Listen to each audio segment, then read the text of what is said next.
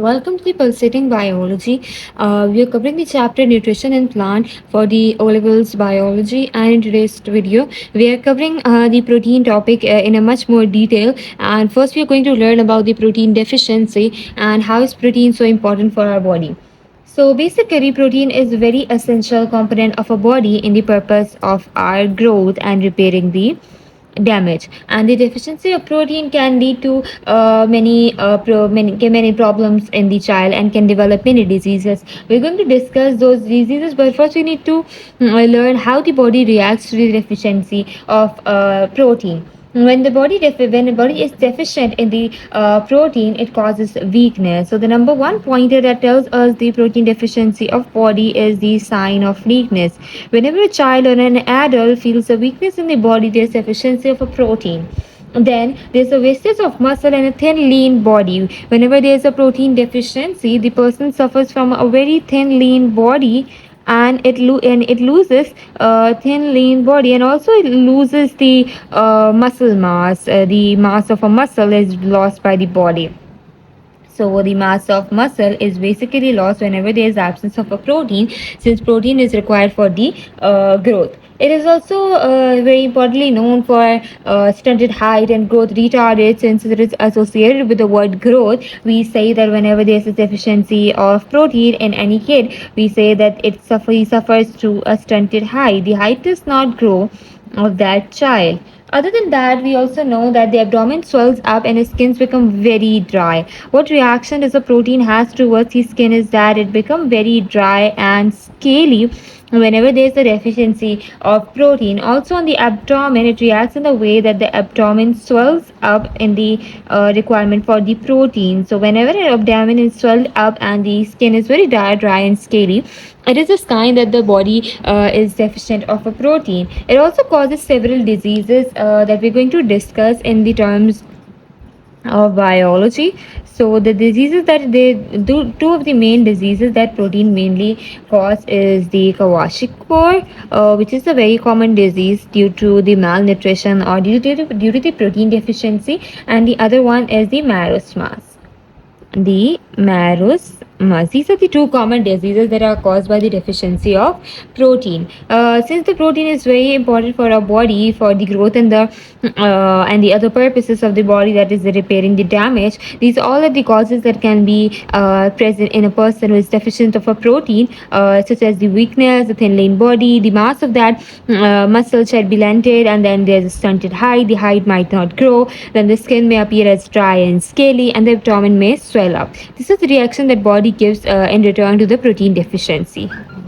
Next topic that we have for this chapter is the vitamins. This is a very fun topic and also very confusing, as the student associate vitamins as the energy providers, so they are the energy components, but this is not true.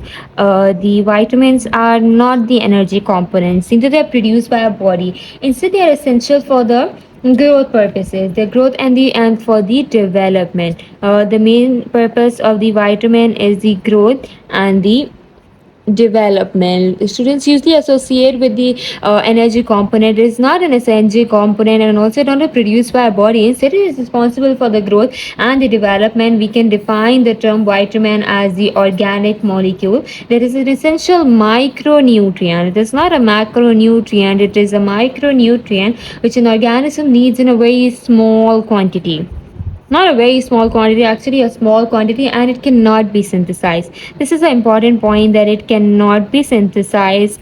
It is taken by external sources and the body cannot produce these vitamins. They are not produced by the body, they are taken by the external sources.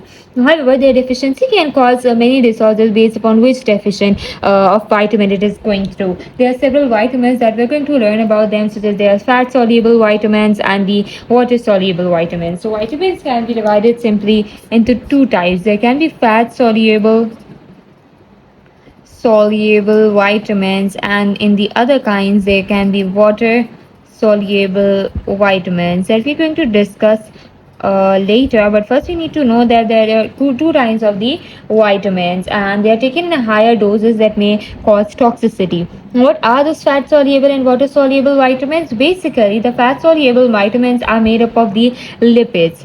the fat soluble, we're going to write fat ones here and the water ones on this side of the page. So the fat soluble vitamins are majorly made of lipid, as the word says itself. So the fat soluble vitamins are made up of the lipids. They can be stored in the body in the form of the lipids. They are known for their storage content. This is stored in the body. The example of the fat we can say is the vitamin D. Vitamin D consists a large amount of the lipid quantity in itself, whereas the water soluble vitamins they can be dissolved in the water. Obviously, they are made up of water, but also they can be dissolved in water. Other than that, they cannot be stored in the body. They cannot be stored. Only the vitamins that are made up of a lipids that those can be stored. However, the water soluble vitamins cannot be stored. And a very common example of the water soluble vitamins is the vitamin C.